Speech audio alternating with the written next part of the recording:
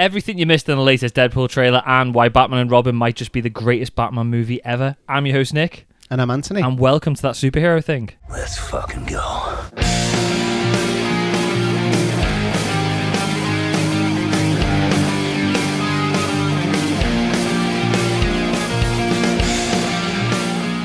Right, we're going to have a quick episode this week. Yeah. Because there's a lot to get in. But we weren't going to have a very big episode anyway. Cause it's one thing, but there's a lot to talk about. Yeah, there is. There's a lot to talk about with Deadpool and Yeah. Wolverine.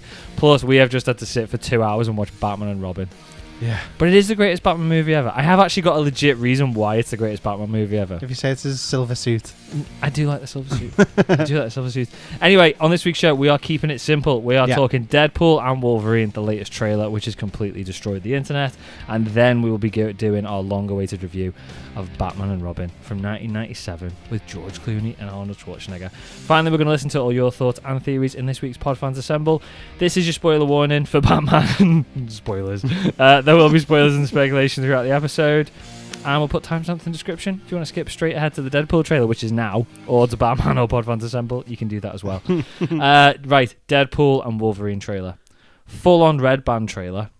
Yeah. Lots of fucks. There's no point in me bleeping out. If Marvel don't have to bleep out the fucks, I don't have to bleep out the fucks anymore. Yeah. We will do a breakdown of it, but dead quick.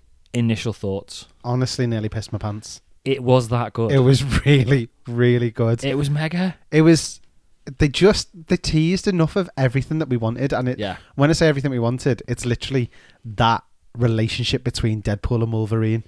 It's that Deadpool's himself and Wolverine can't fucking stand him, and that's literally what it is all the way through. But he's gonna love him at the same time. Yeah. Deep down. Yeah.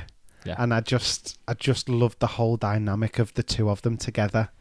And other than that, it didn't give a ton away.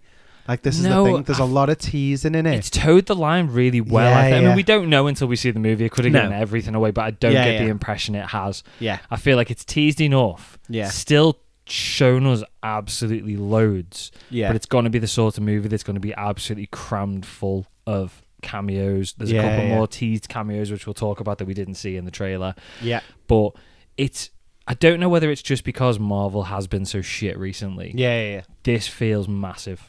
It does. Feels like the movie's going to be massive. Feels like Fox versus Endgame. Yeah, but it's kind of got me as excited as the Endgame trailer did. Yeah. And I don't know whether it's because it just looks that good or whether it's kind of a mix between that and the fact that, again, Marvel's been so crap lately and this looks absolutely solid. Yeah. But I am 100% excited. Me too. I can't wait. I knew I was excited for the movie, but I didn't realise I was this excited. Yeah. So let's break it down a little bit. We're not going to go through every single shot of the movie, but we are going to start with the opening shot, basically. It starts with a scene that I think I kind of recognised, even though it is a new scene. Wolverine sitting in the bar. Yes. Drunk, hostile, depressed. Logan. It actually gave me vibes of the trailer from the Wolverine game. You know, when that first came out? Because it's him sat at the bar in the same style. Yeah. And that's what it triggered me to straight away. Yeah. And I was like, I went back to, I thought it was at first supposed to be the opening scene from Wolverine. Wolverine, X-Men 1. After he's done the cage fight, because he's in that bar, but then I realised that they're going a different way. I don't think it's a Logan that we've seen before. No. But it was very much reminiscent of Logan from Logan. This is going to get really confusing, because there's so many Logans. So Logan in Logan, I just call him Wolverine and Logan, had the issue with the claws, like his claws weren't coming out. Yes. And we got that. Now, I don't know whether that's just because he was drunk. Whiskey claws, as he said. Whiskey dick of the claws. Whiskey dick of the claws, that's it, yeah. The whole, literally just that opening few seconds was amazing. Yeah, it was brilliant. Look, lady, I'm not interested. Do you know what I mean? That was so phenomenal. Funny. Whiskey dick. But then it went from pure comedy to a little bit dark. Yeah. With like Deadpool saying, do you want to inhale out the hole in your fucking head or something like that? Yeah. And then the smile and the lean into the gun from Wolverine was just like, this dude is depressed and he's quite happy. He knows he can't die, but he kind of wishes you could kill him off. Yeah. So we get told, or I think Deadpool says, just because your world went to shit, or you let down your entire world.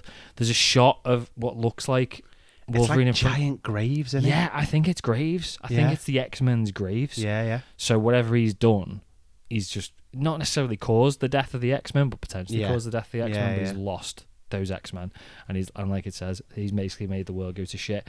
We also get Matthew McFadden, the TVA character. Yes. And he says that this Wolverine let down his entire world. Yeah. So we don't know exactly, obviously, what's happened, but that's clearly where we're going. So it's going to be a redemption arc then, basically, isn't it? Yes. This whole thing's got to be a redemption arc. This Matthew McFadden's character, on IMDb, he's labelled as being called Mr. Paradox, who is in the comics. And in the comics is a future version of Mobius. Now, clearly, I'm assuming they're not going to go down that route in the movie because he looks younger for a start. Yeah. But they released a CinemaCon. They had like 8 minutes of footage, and it was heavily implied at CinemaCon that he is like a supporter of what's his face? Who does Kang play at the end? It's not Kang, is it? He's He Who Remains. Victor. Oh no, the one who dies at the end of Loki. Sorry, Loki season 1. Yeah. So it's heavily implied that he's like a supporter of him trying to restore his sacred timeline. Right. Okay. Which they kind of went down in the first trailer, implied that they wanted him to save the sacred timeline. Yeah. But then this one, it doesn't necessarily seem that way. It seems more like Deadpool's trying to save his timeline. Yeah. Instead. Before we get onto Deadpool, then sticking with Wolverine suit. We've already seen it before, but what we think in Wolverine suit? I love it. I'm a bit gutted we didn't see the mask. Yeah. And I don't know why they haven't shown us the mask, because we've all seen all the promo art. I've seen toys with it. I've seen like a proper, decent looking quality replica bust with the mask on. Maybe because it's a moment. Makes me think he's hardly gonna have the mask. Do you reckon? Yeah. Which isn't necessarily a bad thing, but if they're limiting it and not showing it in the trailer, but we know it's happening, it makes me think he's hardly going to be wearing that mask. Yeah. What do we think of Wolverine without the sleeves as well? Looks better. I think it looks better without the sleeves. It looks better. Yeah. I had a theory. I texted you this morning. Yeah. The theory about the sleeves. I was convinced it was 100% right, and then the more I thought about it, I was completely wrong. I just dug a hole for myself. Literally just this morning, I was in the shower thinking about Wolverine's arms. Don't know why, but as you do, it just jumped into my head, and I was like, I bet Deadpool chops his arms off, and they grow back. And that was I was on board. I was like, I'm so fucking clever, mate. I've worked this out. He's got to chop his arms off. And then I was like, hang on, the claws. He wouldn't have metal claws if they grew back. Plus, how would he chop through his arms? Because they're adamantium anyway. Yeah. So yeah, I completely backtracked on that. But I sounded convincing this morning when I texted, didn't I? I was really convinced with it. Yeah. Right, so Deadpool, from the trailer, it sounds like he wants Wolverine to help him restore his timeline or save his timeline. Yeah. And he's obviously getting him to help do it. Yeah. I don't get the impression this is that's the main story. No, I don't. I feel like there's a lot more to this that they're not telling us, and it's more of a side story instead. Yeah. I think he's going to, whatever it is about saving his timeline, I think it then becomes saving the whole multiverse in a way. Yeah, maybe. I don't know whether it's more of a... I'm wondering whether it's got to be he's got to choose between the multiverse and his timeline. I think that's probably where it more likely it's going to go. It's like, these 7 people that are in your life are going to die. Who are dead anyway, to be fair. Yeah. No, not all of them, but a lot of them. But anyway. It will save every multiverse if you let them die, kind of thing. I think it's... I also... Yeah, I think it's that. But I don't think it's as simple as that either. I get the impression that this TVA dude, this Mr. Paradox, wants Deadpool. He probably thinks for some reason Deadpool is the man who can restore the sacred timeline. So he's holding Deadpool's new timeline hostage. Okay. And it'll be a case of, if you want, I'll prune them all. I'll get rid of them all now unless you help me restore the sacred timeline, and then you can have your own little timeline, and I promise, Deadpool, we won't destroy that one. Yeah. Even though he probably will end up doing it. Yeah. And he's and then at the end, Deadpool's gonna have to sacrifice that timeline. Yeah. Because he doesn't want the sacred timeline to come back, but there'll be a new timeline instead. Yeah. I've said this before a few weeks ago. I was completely convinced this movie wasn't going to be the thing to reset everything. Yeah. But kind of feel like it also could be now. Yeah. The more I think about it and the more I've seen from the trailer, it doesn't just feel like... It feels like a stupid movie, but it doesn't just feel like a stupid comedy movie. Yeah. It feels like it's going to have some weight to it. Yeah. The other reason I think that as well is because we do see in the trailer Deadpool fighting TVA agents. We do. And he's like full on murdering them. It's not just trying to get away. He's like proper going to town on these dudes. Yeah. So he's obviously got like proper beef with them. So I do think he's fighting. He's reluctantly working for them, if you get what I mean. Yeah. You know the scene where he's fighting the TVA agents? Yes. This is a theory. I haven't debunked this one in my head yet, though. Yeah. It looks very much like, and it's just because there's snow and trees, it looks very much like the battle at the start of Age of Ultron. Yes. Did you notice that as well? Yeah, I did, yeah. Do you think we might dive into that? Or do you think they're not going to bring that sort of thing into it? I would love it if they did. Right, do you remember when I said about Loki and that we just see him appearing in scenes from the older movies and stuff like that? Yes. I think we might get that. I've got a feeling we might do as well, just to tweak things. Yeah. You know, like in the way they did them going back to the scene in the first Avengers. Yes. You know, when they were all of that kind of stuff. Like, I think we might get like a couple of little nods like that. Yeah. And I think that'd be hilarious. Yeah. As instructed. So at first I thought, are they going to be instructed by the TVA to go in and change these things that have ruined their timeline? But then they're killing the TVA in that scene.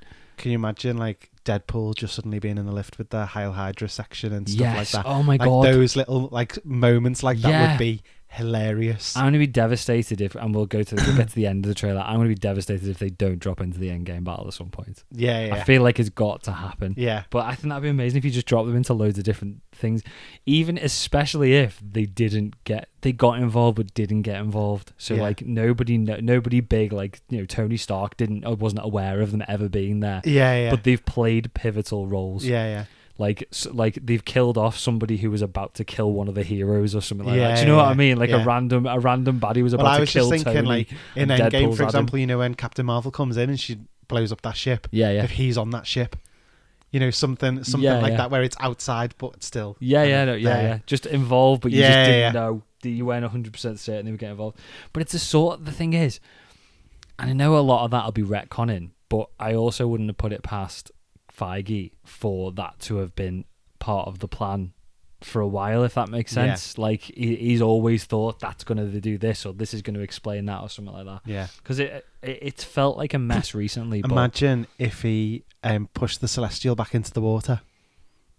Yeah, but well, apparently, you know, like a funny thing like the that. Celestial is supposed to be part of the story in Cap 4.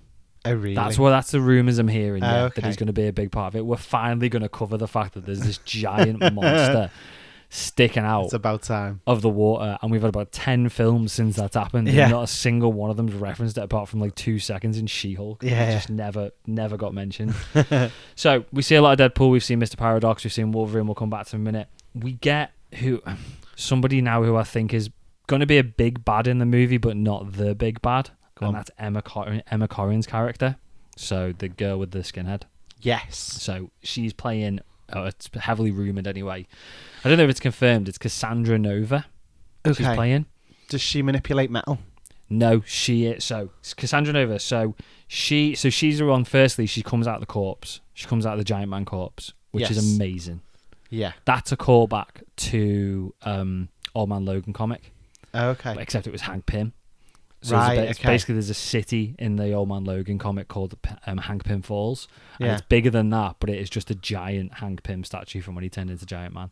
Now obviously Hank Pym's not Giant Man in the MCU, it's Scott Lang, but they're going down that route, so that's a cool nod. But when she comes out of it at first, if you look in that tiny little shot, it looks like she's getting up from a wheelchair. Oh, okay. Like Charles's wheelchair, yeah. So Cassandra Nova is in the comics. She's what's called a mum. Right, this is research. So I might be wrong here. She's what's called a mummadry, which is basically a bodiless entity from the astral plane. Right. So it's like your doppelganger on the astral plane. So every person has got an equal and opposite. Yeah. You know, like how Charles and like X-Men 97 took everybody onto the astral plane? Yeah. So that everybody has got like an opposite part of them who lives on there. It's basically just another soul, really. They did that story in the original X-Men, didn't they? Did they? Yeah, with Professor X. Oh, okay. So that's probably because he passed out, and there was a dark version of him that started attacking the X-Men. So that's Cassandra Nova. But he was like astral, so they couldn't attack him. So I'm guessing that's Cassandra Nova. Yeah. So in the comics, what happened? I assume she's obviously like come back and forth and stuff like that because that's how comic book baddies work. So when Charles was conceived, he was already literally from the moment he was conceived like a super powerful mutant, right? And because she then has the same power set as him, she was actually be able to transverse from the astral plane into the human plane and create a clone body in Charles's mum's womb. So she was his twin. Oh, and then getting a bit ridiculous now, they had a battle in the womb. Okay. Baby unconceived Charles did a psychic blast on her and destroyed her, which basically led to a miscarriage. Right. But her soul stayed on our plane, and then years later, she somehow reconstructed a body for herself. Okay. So she is basically an evil twin sister of Charles, but she's got the same powers as Charles. So basically, and telekinesis. So she's got all like his, like the psychic abilities and stuff like that, but she's also telekinetic as well. Right. Okay. So she is. It looks like she's going to be. I don't know whether she's going to be the big bad, but she's going to be there a bit. Yeah, I'm just not convinced that. I don't feel like we're going to have an actual big villain in it. I feel like it's more going to be a situational thing, like we said, like the timelines all crumbling and stuff like that, and him having to sort of fix it. Yeah. So talking cameos, we've had kind of a cameo from Scott Lang, so we've had that. There were loads of other cameos in there as well. Yeah, like there were very brief ones. The X-Men movies, wasn't there? Yeah, so you had Azazel, yeah, which is Nightcrawler's dad, so the red one from First Class. Again, blink and you miss it. Lady Deathstrike was in there as well. Toad. That was Toad, yeah, for the same shot, but you can only see like the back of his head. Callisto as well. Yes. Who was in The Last Stand. Yeah. Yeah, she was in it. We've already seen Pyro. Yes. In one of the other trailers. We've seen set pictures of Sabretooth. So we know Sabretooth's going to be in it as well. And there are rumours, so loads of people rumoured. Cable's rumoured to be in it, which makes sense. Professor X is heavily rumoured to be showing up in it, probably for a very brief cameo. And then, who else have we got? Alioth, so the big smoke monster type thing from Loki. So we saw that in the trailer, didn't we? So that just confirms this is the Void, obviously, because that's where we thought it was anyway. Yeah. So just after the trailer dropped, there's a huge rumour come from Daniel RPK, and he's saying that Daphne Keane is going to reprise her role of X-23. Yes. Channing Tatum is going to be finally playing Gambit in the movie. So we are going to get Channing Tatum. And Jennifer Garner is going to be back as Elektra. No way. Yeah. And the big part of the rumor is they are not just going to be cameos. They are going to be proper big characters in the movie. I think the suggestion is that they're going to be part of the resistance against Cassandra Nova in the Void. Right. So far we've only seen Cassandra and the bad mutants working for her, but there's going to be a team of good mutants fighting against her, and they're all going to be part of it. I'm led by Femke. No, potentially. No. Well, she's now. 2 weeks ago, she was like, "I'm 100% not in the movie." She's now going, "Oh, might be. I'm still not convinced she is. I think she's now just realised, hang on, there's a bit of hype here, so I can get in on this. I'm most excited for Channing Tatum. Channing Tatum. Seriously, awesome. I watched 21 Jump Street and 22 Jump Street this week just because they were on Amazon Prime, and I was just like, but he's before so surprisingly funny. I know, before I saw this news story, and then literally an hour after I watched 22 Jump Street, I read this and I was just like, amazing. Yeah. Channing Tatum. Yeah. I changed my X-Men casting. I want Channing Tatum as Gambit now. So we end with the Portal. So Doctor Strange, Wong, somebody else. Portal. I mean, maybe not Strange, but it's got to be Wong, got it? Again, Wong's always there's around. rumours that it might be Cassandra. Oh, okay. And that might be another power that she's got. I'm not convinced. Yeah. Just because of the look on her face. Like when they jump through the portal, you can see her in the background and she's all bloodied, but she's kind of like smirking. Yeah. And I suppose it could be because she's opened the portal, but I feel like it's more of a like, oh, you think you're getting away from me. I know where you go, and it's no better. And then it finishes with Leslie Uggams as Blind Al talking about cocaine. Hilarious. Amazing. Just again, fourth wall break. that one of the best fourth wall breaks ever. Do you want to build a snowman? Yeah, I do, but I can't. It's so good. It's honestly like I'm so excited for this movie. Do you know what? Even down to Like a Prayer by Madonna. Yeah, I mean, who sat and thought, let's put Madonna Like a Prayer on this trailer? Yeah. But it's perfect. Yeah, it's literally, it's just absolutely perfect. And that's the thing with this trailer. There's not a single shot in this trailer that feels wasted or just thrown together. No, not every at all. Single shot, every single line that I've they watched feature about in 4 this trailer. times. I've seen it so many times, honestly. Which I haven't I mean, I don't normally watch trailers that many times anyway. Yeah, but particularly recently, I've seen, you know, especially when we were when we had like our little hiatus. Yeah, there were trailers and shows coming out that I was just like, I'll watch them at some point. Yeah, like I still haven't watched Echo or anything like that. Do you know what I mean? I haven't watched Echo. But nothing really, and even even if a trailer had come, I'm sure a trailer came out for Echo while we were on our break, and I didn't watch it, watch any of it. Yeah. And so for me to be this hyped about a trailer and have watched this trailer so many times, I think the fact that there's so many little cameos and sneaky bits in it, and you look in bits, like even when they're doing when Madonna starts playing again, because it kind of kicks off and then comes back in, and they're walking in front of all those shops, like Copperhead shops, because Copperhead's a Marvel baddie and part of the Serpent Society. Yeah, they walk past one of the shops, and it's called Liefeld's Just Feet. Yeah, and Rob Liefeld is the creator of Deadpool. Yeah, and he cannot draw feet, so they've just called the shop Liefeld's Just Feet, and it's just little things like that is just like tiny little Easter eggs, but that if you know your stuff, you will fully appreciate it. Yeah. But I mean, 26th of July is when it's out. Yeah, I'm 99% faith restored. I'm 99% that if there's a midnight viewing, I want to go. Yeah, I think I might as well. But I wouldn't be surprised if there wasn't a midnight viewing. Really? Because I just don't feel like the hype around Marvel is necessarily there anymore, but I'll be there. Yeah, 100%. I can't wait for this movie. No, I can't. And I don't know whether I want another trailer. I don't know. But I feel like they wouldn't ruin it. Yeah. I mean, they could have. They could have ruined every gag, every shot. I just don't think I Ryan went back Reynolds and watched the trailer again the other day when Hugh Jackman and Ryan Reynolds first talked about doing Deadpool 3. You know, when it cut out and it was playing, it was like Boy George or something. Over them when they're talking? Yeah. I can't remember what it was. No, I can't remember. But like, just doing like all these massive actions and stuff. The hype for this movie is just... I don't think it's had as much hype as it probably should have had, but I think that's the fact that Marvel's been so shit. But I think the closer we get to it, the bigger the hype around Marvel's going to be. Yeah. It's just going to be a case of having that balance between having all these Fox characters and Fox cameos. And I think I am right. I think, a lot of people have said it as well. I do think it's going to be a nice wrap-up of the Fox Marvel universe. It's just then what that sets up. But it's also a perfect opportunity for them to retcon some things from Marvel. We're messing with timelines. We're clearly, it's not been sort of explicitly said, but it seems apparent we're going to be hopping back into previous Marvel moments. It's such a good opportunity just to tidy things up. Yeah. And this, again, it's not going to be the Kang Secret Wars type thing that is probably going to be the proper tie up and fix everything, but it's going to lay the seeds to fix things. Well, I mean, if you just think about the end of Deadpool 2, when he was walking in and he shot the Deadpool from X-Men. Yeah. Siri's giving me a plot synopsis for Deadpool 2. And then he shot Ryan Reynolds while he was holding the Green Lantern script and stuff like that. Just getting rid of like that those shit. things, like that type of thing would be hilarious. Yeah, but Marvel related. Yeah. But you can't. They're not going to kill Kevin Feige.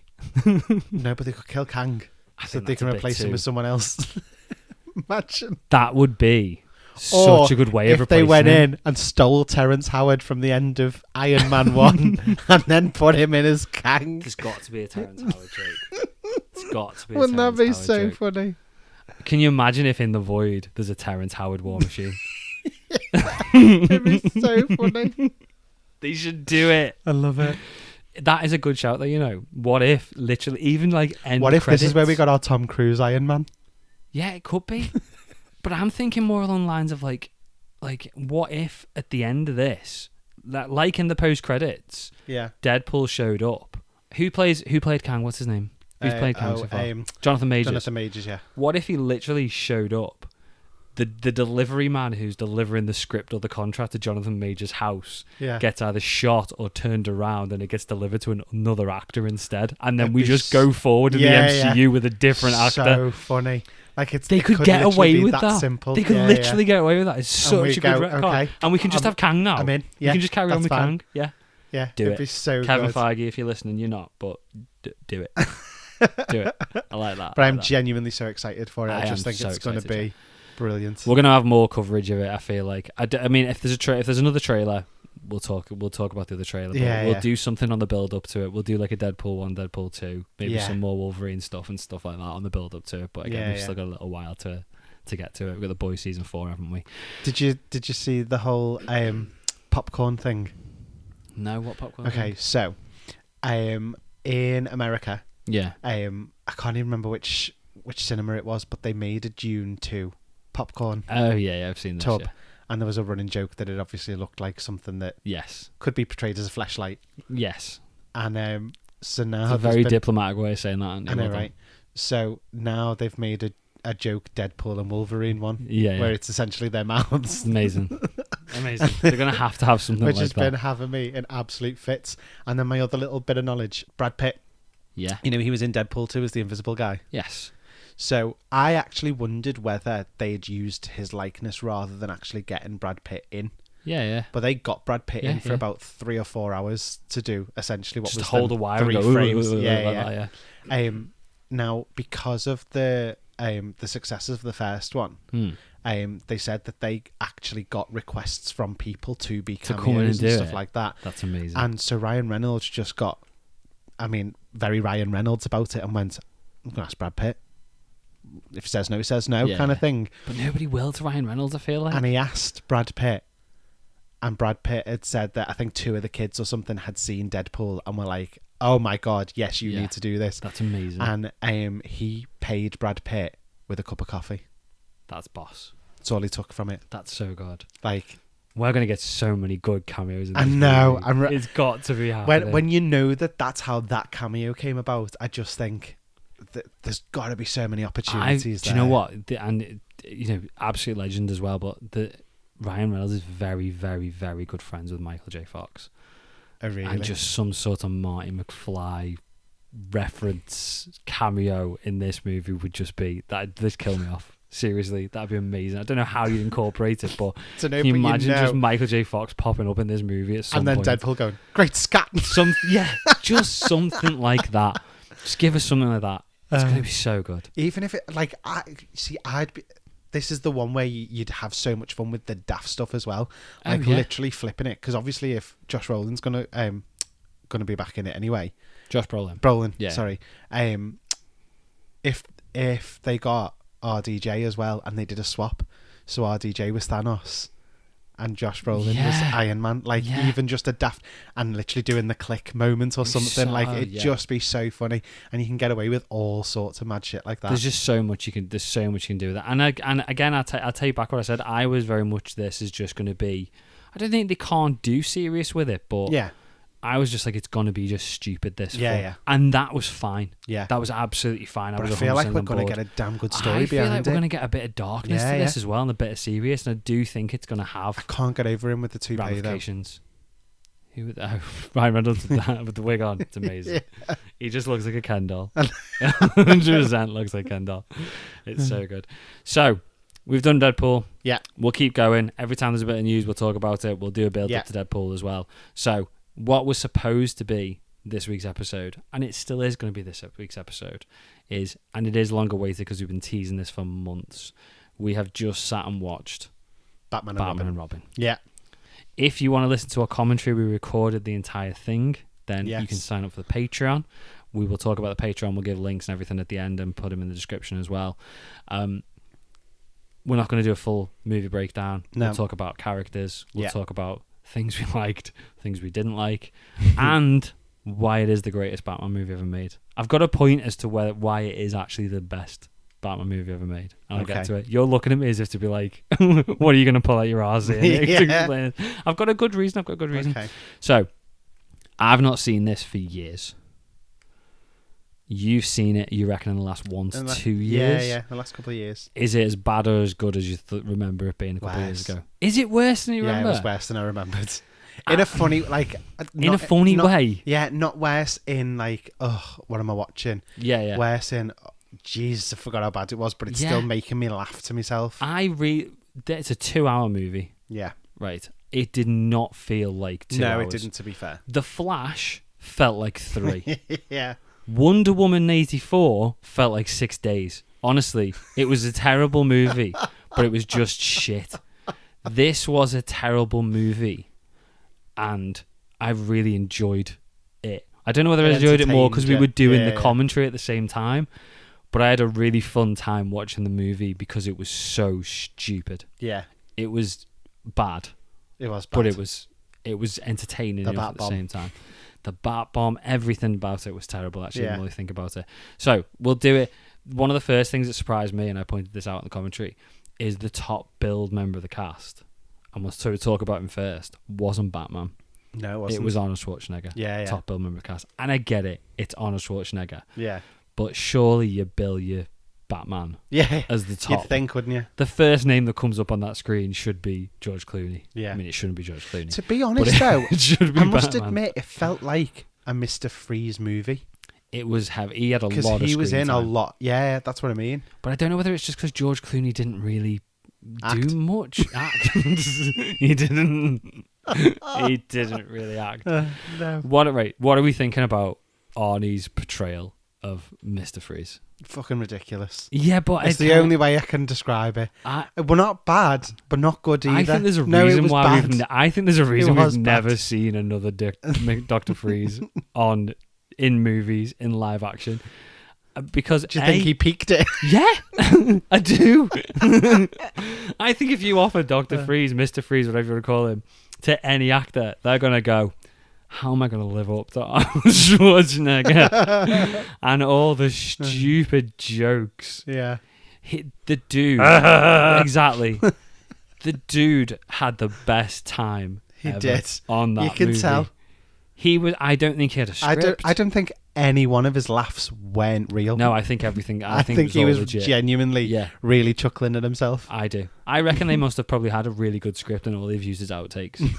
Literally, it's like, Arnold, we don't want you to say stupid Dr. Freeze jokes. He's like, oh, I've got another one. Just rattling them off as the camera's rolling. They've just gone, you know what?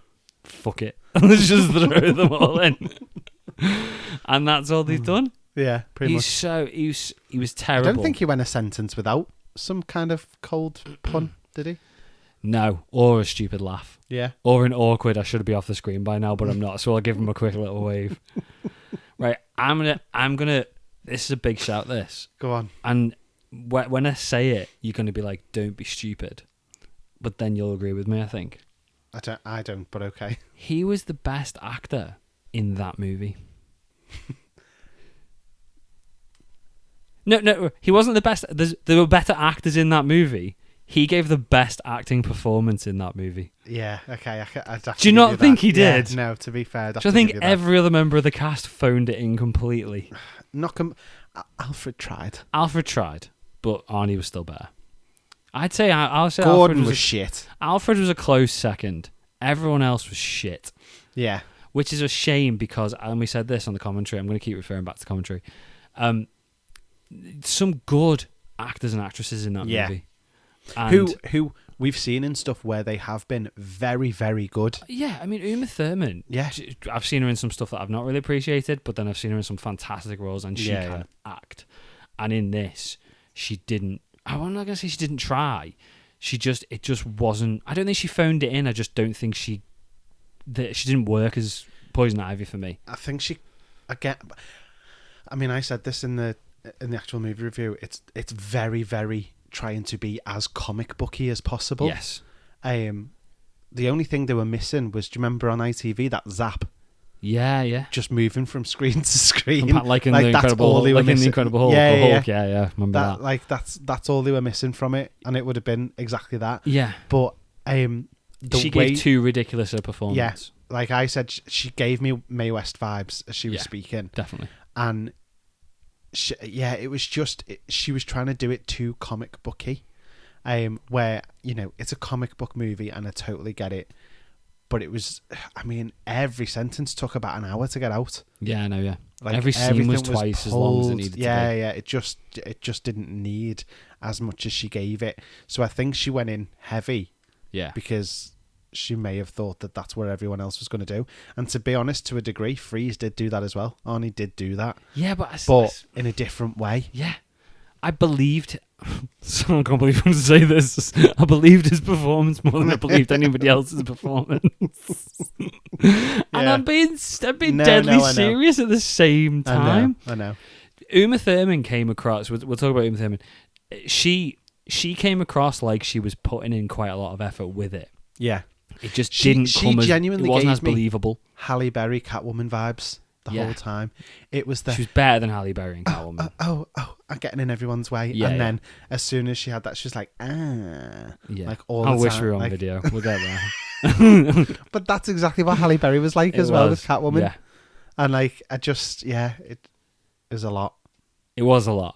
But it also wasn't in the right way. No, I know. It wasn't great. No. But it was. It was the greatest ever. Right, let's talk about... But I remember watching it when I was younger and absolutely loving Poison Ivy. So I don't know whether that was because it's been directed kind of towards a much younger audience. And I don't know whether it's because I'm watching it older now that I just go, fuck, you know. I think Do you know when what I mean? was... Yeah, I don't even think it's necessarily the fact that we were just younger when we watched it. I think it also had to do with the fact as to what other types of movies were out at that time. I mean, I was 13 when it first came out, and I think even I can remember thinking, whoa, this is a big departure from the last one. Yeah. I can remember thinking, like, when Batman Forever came out, we went from Batman 89, Batman Returns, very dark, weird. They still had that weird and wonderful feel to them. Yeah. And that very fantastical feel. Like we talked about, again in the commentary, we talked about like the look of Gotham. Yeah. Amazing. Love it. Dead modern, but at the same time a 50s aesthetic. But they're then very fantastical with like giant statues holding up an observatory. Do you know what I mean? And some massive statue holding up the motorway and all that sort of thing. Yeah. Loved it. And we still had that kind of in the first two Batman movies. Not as elaborate, but we had it. It got a little bit more silly in Batman Forever. But Batman Forever still had that serious-ish tone to it. Yeah. This just went completely off the rails toy commercial, which is what it was. Joel Schumacher said in the commentary, and George Clooney said they just wanted to sell toys. Yeah. But it just went too far with it, and they pushed it too far, and it became very apparent. That's where they were going with it. We're talking villains. We'll get to heroes in a minute. Bane. Better Bane than Tom Hardy? No. In a way. To be fair, the voice was better. Bomb. Bane in his PI gear made me absolutely howl. The hat and the trench coat was so funny. With his wires all sticking out the back of it. The best bit was that photo. They get off the plane. There's a photo of them getting off this plane. And it's Poison Ivy holding a scarf in front of her face so that nobody can recognise her. And behind her is Bane in a trench coat and a hat with his mask and this huge tube sticking out the back of his head. It's so funny. And Gordon's like, we've seen these two coming out of the airport. And Batman's like, I think that's the same people. It's like, no shit. World's greatest detective over here. You loved him being in the gorilla outfit as well. Bane in it, I want that. Yeah, that toy. And the outfit, I'll do that as Halloween. So good. So funny. Again, shit. Yeah. Even as a kid, I could tell that was too silly, though, to be perfectly honest. Yeah. But much more comic accurate than the Bane we got from Tom Hardy. Loved the Bane we got from Tom Hardy. Not 100% sold on the voice, but he did his own thing with it. He created its own identity, if you want to go down that route. But this was much more comic accurate. Yeah. Not necessarily in a good way, though. Yeah. Let's talk heroes then. So we're going to have to get to it. Let's not talk about George Clooney's like acting skill or performance necessarily in this movie. We'll get there, though. What do we think about George Clooney as Batman? Or George Clooney as Bruce Wayne? No, they said Bruce Willis then. I saw. What did you think of George Clooney's portrayal of Bruce Willis? So, George Clooney as Bruce Wayne. Yeah. I'm okay with. Passable. Yeah. Not great. No. But passable. Yeah. Better in the 10 seconds he had at the end of The Flash as Bruce Wayne than this Bruce Wayne. Yeah. I believe, I know he wasn't on the screen much, but he gave across the right vibes. Yeah. Him as Batman. Yeah. Shite. Yeah, I agree. If I'm totally honest. Yeah. Dead bad. But is that just because he was phoning it in? Or is that because George Clooney's not Batman? I think it's because George Clooney's not Batman. I agree.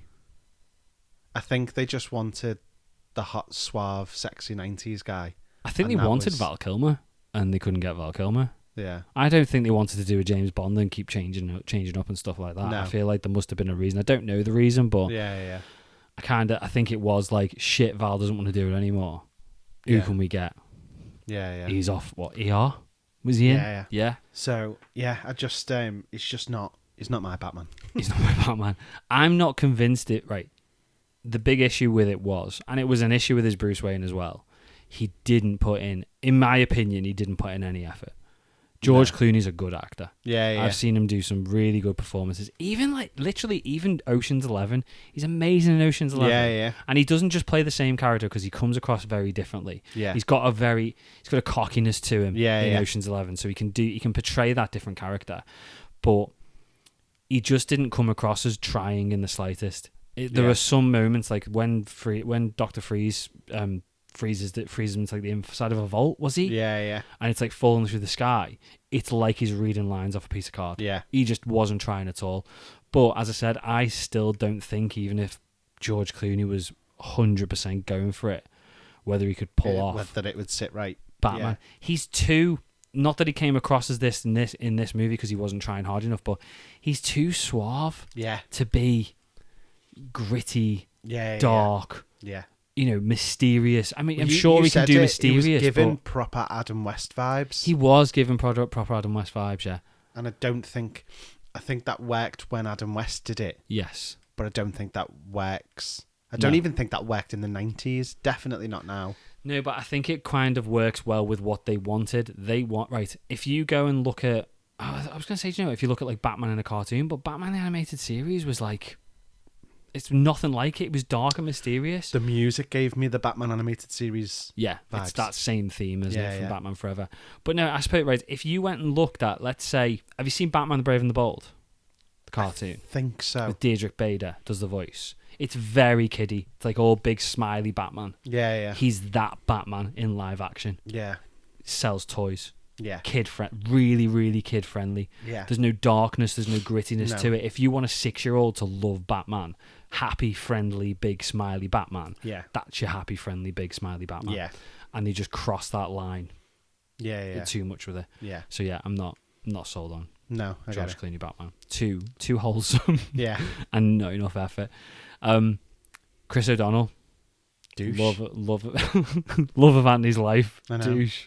But again, now that I'm older and I'm watching it back, yeah, like entitled little shit all the way through. He was a knob, wasn't he? Yeah, he was. Yeah. I didn't like him at any point. No.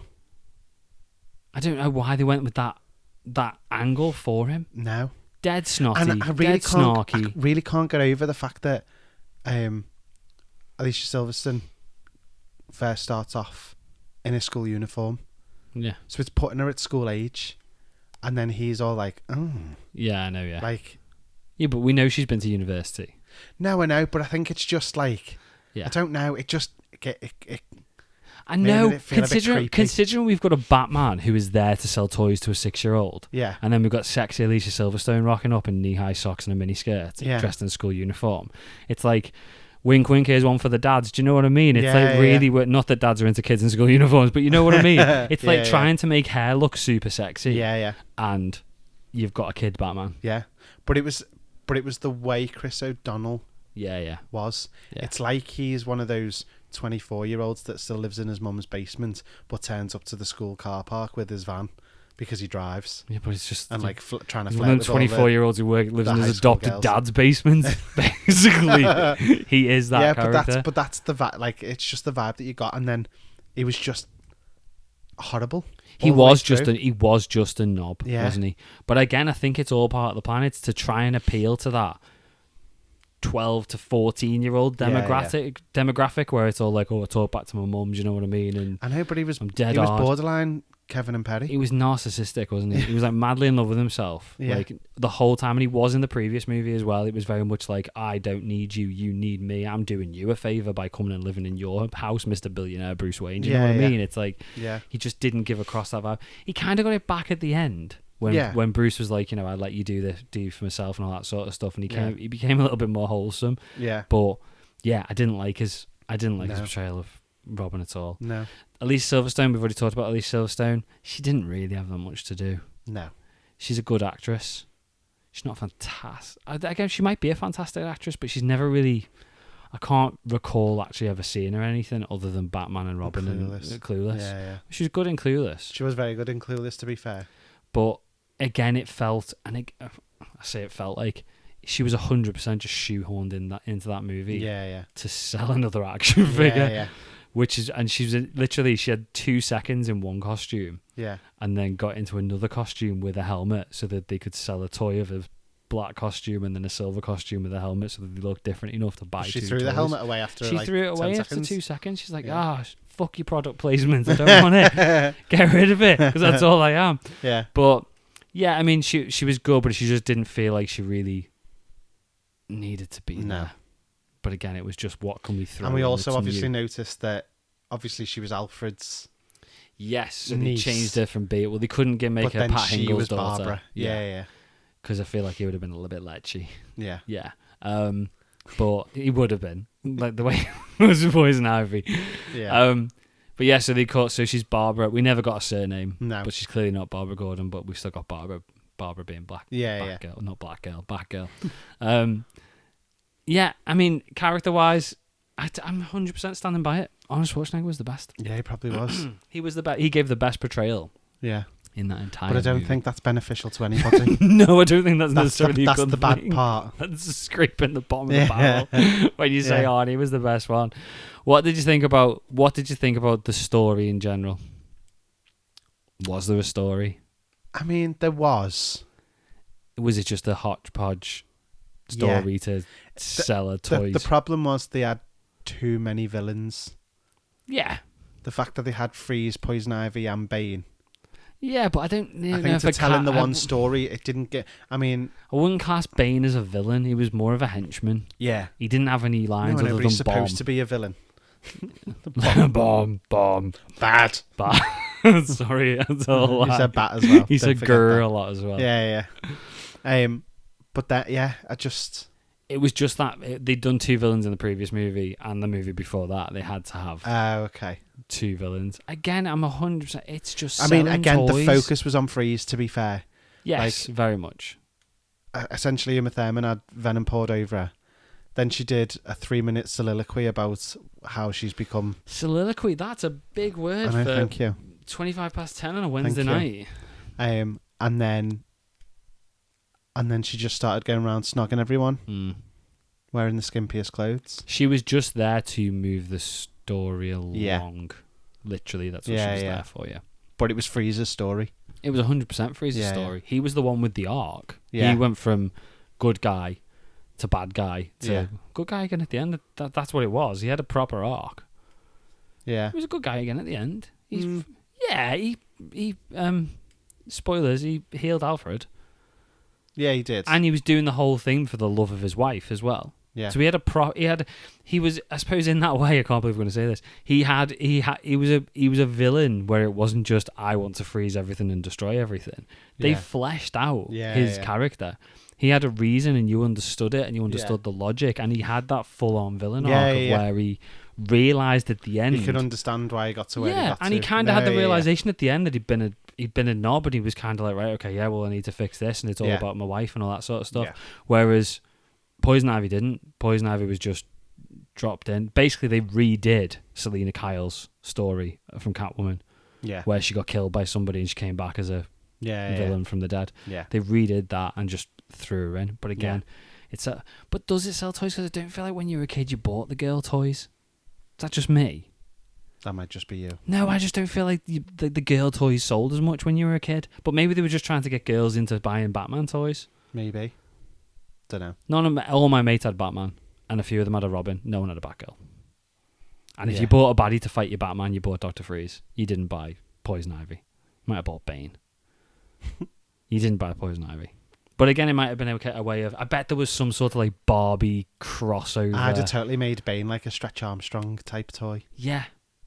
See, that's the thing. I bet they would. I bet they'd have done like a Batgirl Barbie and a Poison Ivy Barbie for the girls. Yeah. And a Stretch Armstrong for you, and then just the normal standard toys.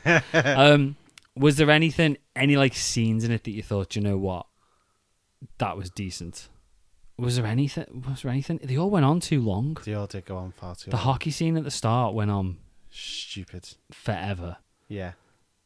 You see, I liked the Robin getting overwhelmed by the pheromones from Ivy, but they didn't do it right. No, they didn't do it right. It would have been a very good way of doing it, but it's too deep a story. It went from 0 to 100 and then back to 0 again far too quickly for it to have made it an impact in any way. But again, I think it was just because the demographic that they were working towards. Oh yeah, it had to be dead simple. Yeah, because it was people with not great attention spans. No, it's all a bit even worse nowadays. You know what I mean? Kids now. That's not a bad shout though. That'd be a good way if you were going to do, like, and I think we're into completely new territory now. We're into James Gunn territory now, which is still that all those elements of silliness. Yeah. With loads of bloods and fucks. Yeah. That's what it is, isn't it, really? And it has like a bit of it can have a somber note to it and a dark story, but I don't feel like we're going to get anything dark, but I suppose that's what Elseworlds is for. That's what the Batman's for. I think once Christopher Nolan took over the Batman stories, like everyone realised that you could do a well-written, gritty story with the superhero. But they didn't go superhero fantastical, that's the thing. No, they didn't. There was nothing in there that was like, you wouldn't have got a Killer Croc. Much preferred that. Oh yeah, I did. Because I feel like you could meet that person. Yes. So I feel like it kind of had that extra impact on Even it. Scarecrow. They nailed Scarecrow. Yeah. Scarecrow was, I mean, he's a fantastical villain, do you know what I mean? Yeah. But they made it more realistic while still giving it that fantastic element with, like, you know, the Batman with like all the tar coming out of his mouth and all that sort of stuff. They still made it go down that route, so we still got these amazing visuals, but it felt real. Joker to a degree, Two-Face as well, I suppose. It was only, I suppose, Bane that really pulled it back, and it was like, right, we're just going with ex-military nutcase, basically. And again, we got the second villain in that movie as well, which we needed. Again, that's the same thing though. We had two villains in Batman Begins, two villains in Dark Knight, and then two villains in Dark Knight Returns. Or Dark Knight Rises. Rises. Dark Knight Rises. It's just the way they do it. I suppose a lot of Marvel movies have done it similar as well. I enjoyed it.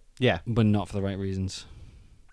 I didn't enjoy it for what they wanted. And fun. I do still think it's the greatest Batman movie ever. No, why? Because genuinely, right, it's done something amazing. Look at the Batman movies and kind of comic book movies as well. Pre that, they were all Batman. We didn't have Spider-Man yet because that was 2001, wasn't it? But you got like shitty movies like Steel with what's his face, Shaquille O'Neal and stuff like that. It was all very much there was a Steel movie with Shaquille O'Neal where he was a superhero. He's basically like Black Superman. That's what he was. But look how stupid and comic-y those movies were. And this was the movie. What was that one that we watched? Like Howard the Duck. Oh my god, yeah. Yeah, but that sort of movie. Even Spawn. That's the one I was thinking of. Spawn tried to go dark. Yeah. But it was still stupid. Do you know what I mean? You had Howard the Duck and stuff like that. And I don't think people minded as much because they were not big properties. Batman was like, I mean, apart from Superman. But I mean, even like the Superman movies, we hadn't had them since the Christopher Reeve ones. And whilst they are, you know, classic movies, the story nowadays is stupid. It is silly and there's a lot of silliness to it. But comic book movies were a specific type of trope and they were all going down that route. Yeah. They were all still continuing in that way. Yeah. So much so that we talked about it before. There was another Batman movie supposed to come out after this one, Batman Unchained, which would have been more of the same comic booky movie shit. And the great thing about this movie was they pushed it too far. Yeah. And when this movie came out, I think the general reception was, this is shit. They've taken probably one of the biggest, if not the biggest superheroes, most commonly known superheroes, and they've produced now this crap. And it was probably the thing that made everybody turn around, making these movies and go, we can't do that anymore. Yeah. We now need to do something more serious. Yeah. Which is why we got Spider-Man, which is why we got Nolan's Batman movies. Yeah. It's, yes, it was a shit movie, but if we didn't have this movie, we'd still have a load of Batman Forevers. Yeah. We needed a Batman and Robin to be that crap to make them go, right, we need to change this up now. We wouldn't have the Marvel Universe if they hadn't got to more serious comic book movies that had people taking things seriously. Yeah. So I think you've got to appreciate it for that. But then at the same time, I still want to see that Batman 5. So that does make it the greatest Batman. It is. It's film made ever. It's done the greatest thing ever. It did the greatest thing ever. That's two different things. Thing. No, so I'll allow it. Same thing. Are we allowing that? Are we? Yeah. It was a stretch. It was a stretch, but I'll allow it. Do you know what? I enjoyed it though. I probably had more fun watching this than any other Batman movie. Really? Definitely. Love it. Sound. So should we do? Should we see what listeners think? Should we do Pod Fans Assemble? Yeah.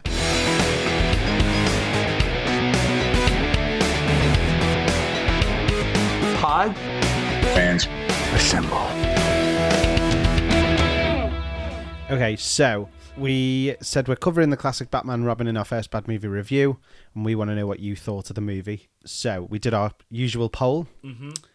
17% said they hated it. That's not as much as I thought it was going to be. Yeah. 33% said they loved it. Hang on. Okay, yeah.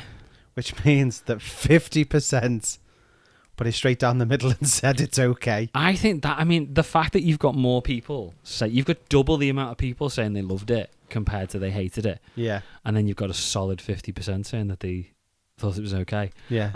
Is that what you thought we'd get as a result? I thought we'd get probably. Is it? Oh, I thought we'd get like 60% hate.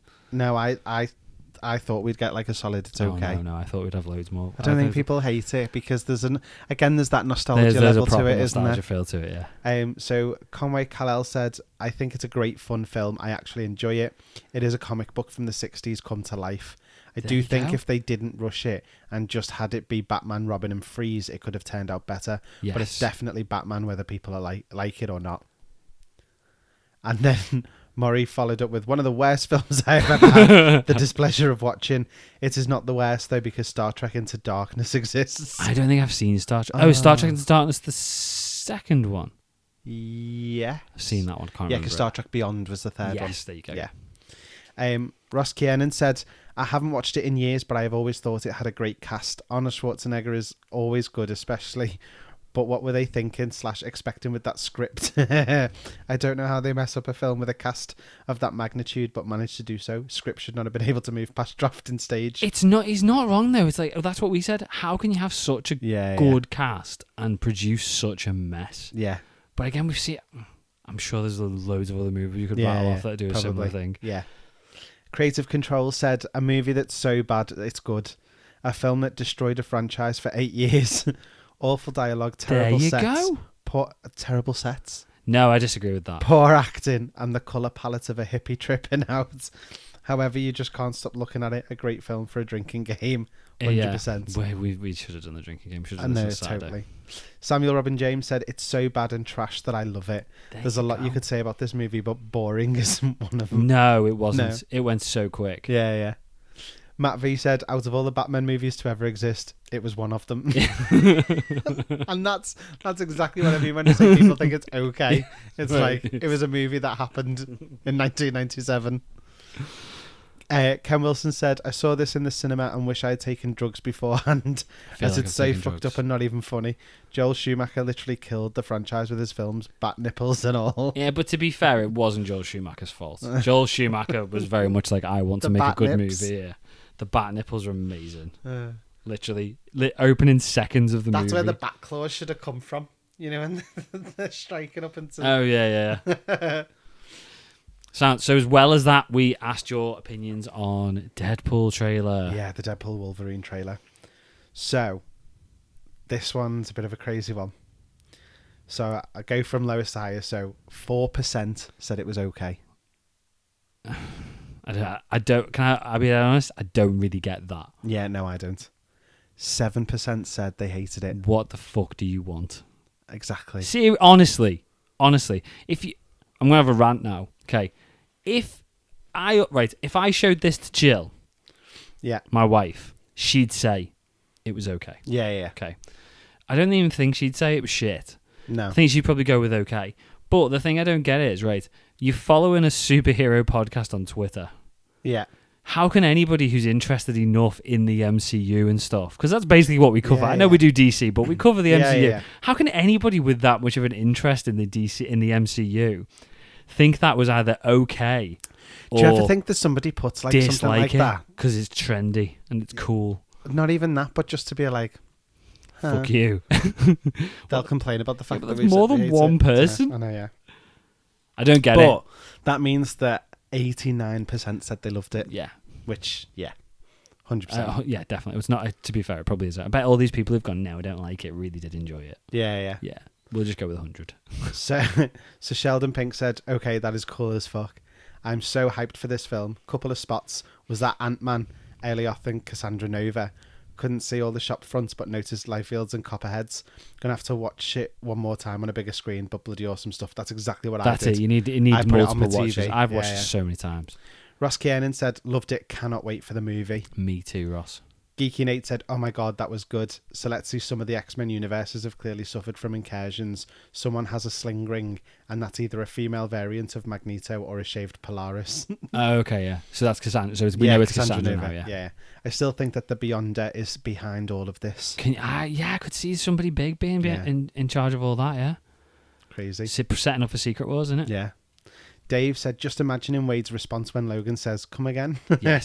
It's going to be so many of those. I really like the seriousness of Wade in this, though. Yeah. Because we haven't really had much of that, so I really like that. And the fact that they got that into the trailer. But I think it's because stakes are high. It was that opening shot. Do you want to take a fucking breath? Or do you want to take a breath through a hole in your fucking head? Yeah. That was like, I expected a joke from him there, and he just went serious, which shows the magnitude of what he's trying to do.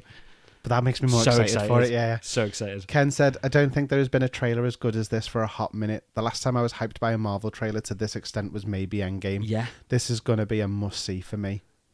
Hashtag let's fucking go. Yes.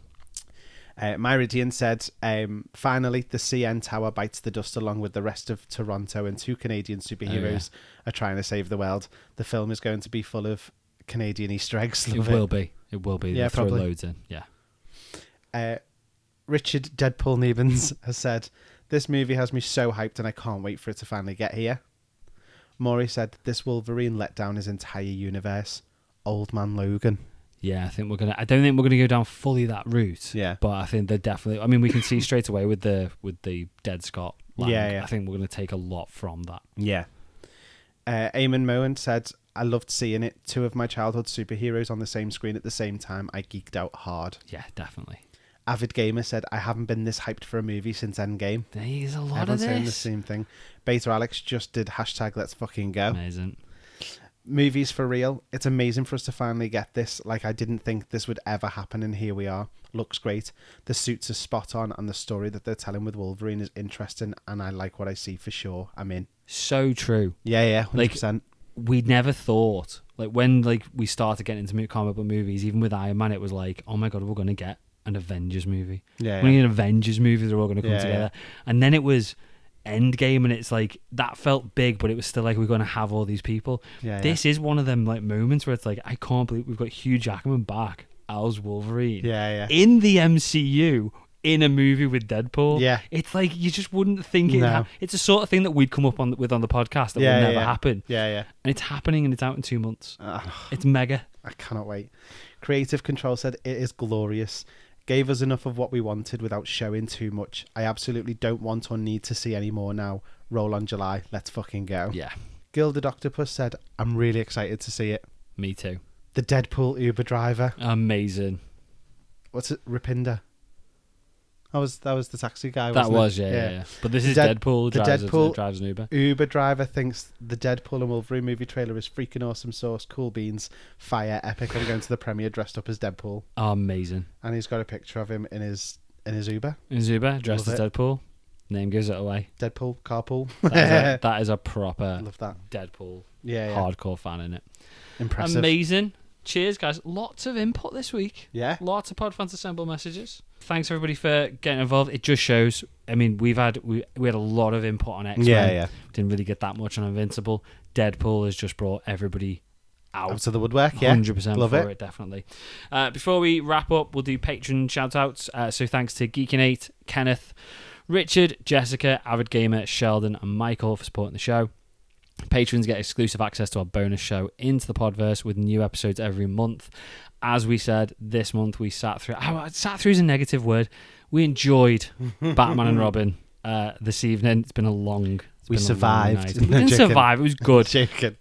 If you want to sign up for the Patreon, listen to that, plus another 20 episodes, and support the show at the same time, you can go to patreon.com/thatsuperhero-thing, and you can sign up for a membership on there.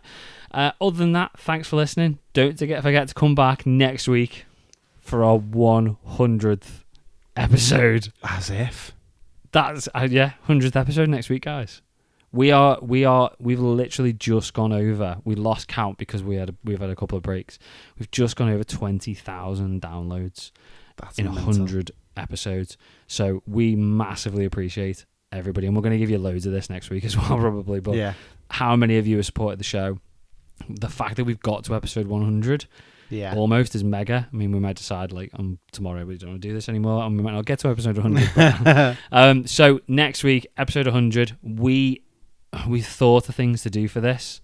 There might be a couple of little surprises, little things that we try and think of over the next week or so. Yeah. We might have a guest or two come on the show as well. We might have a couple of bits lined up for that. We've got one for definite at the moment, but we couldn't decide what to do for it. Anthony had the fantastic idea. Episode 100, we've basically picked a number of iconic comic book movies.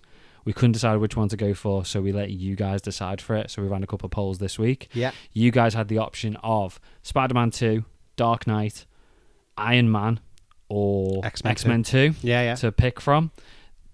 On that first poll, it was very, very close. Yeah. I think we got to... I'll tell you now. So in the first poll, the Dark Knight and Spider-Man 2 both got 29% of the vote, and X-Men and Iron Man both got 21% of the vote. Oh, wow. So it was very, very close. So we had to throw it to a second vote this week, purely between Spider-Man 2 and the Dark Knight, and you guys voted 65% for Spider-Man 2. Okay. So our 100th episode is going to be Sam Raimi's Spider-Man 2, which is arguably the best comic book movie ever. One of the best comic book movies ever. I think it's definitely up there. It's absolutely mega. Plus, it's had a re-release in the US this week. Oh, really? Yeah, so there's a lot of fresh eyes on it, and obviously a lot of people seeing it again. So that's us. We're covering Spider-Man 2, 100th episode next week. We'll put the calls to action out for Podfans Assemble as well. Make sure you get your messages in. Let us know what you thought, and obviously you can vote in the poll as well. Don't forget to be following us on X and Instagram and TikTok and YouTube as well for the latest updates on the show and calls to action for next week's Podfans Assemble, as we said. And if you've enjoyed the show, do us a favour, follow us on your favourite podcast platform and leave us a 5-star rating or review. I normally just ask for a rating, but leave us a 5-star rating or review. We've got to episode 100. Yeah. Show us some love, give us some 5-star reviews. Helps us grow, helps more people find the show, and therefore we get more listens. And it's, again, more people will find it. Yeah. It just grows from there, doesn't it? 100%. Other than that, though, guys, it's been a long night. We've done about 3 hours of recording on podcast, so we're going to leave it there. But thanks for listening, and we'll see you for episode 100 next week. Cheers, guys. See you later. Bye-bye. Bye.